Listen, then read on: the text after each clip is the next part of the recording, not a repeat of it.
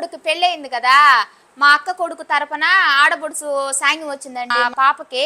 అంటే పెళ్లి కూతురు వాళ్ళు పంపించారనమాట ఆడబొడుసు సాంగ్యం. మా ఊరు సైడ్ బింది సాంగ్యం ఇస్తారు, ఈ బింది నిండా స్వీట్ పెడతారనమాట. ఇదే పసుపు కుంకుమ 5,000 డబ్బులు ఇచ్చారు.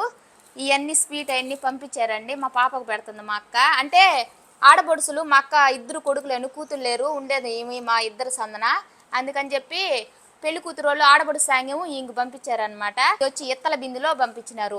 ఇది బుడ్డిది కాబట్టి బుడ్డిది పంపించినారు అనమాట. పెట్టు. పసుపు కుంకుమ 5,000 డబ్బులు. ఇది బింది సాంగ్యం. ఈ స్వీటు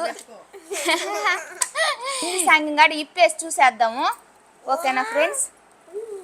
ఏం పంపించారు చూద్దాం. చూసారా, జిలేబీలు పంపించారు. దాంట్లో వచ్చి మామిడాకు పెట్టారండి. ఇది సాంప్రదాయం అనమాట.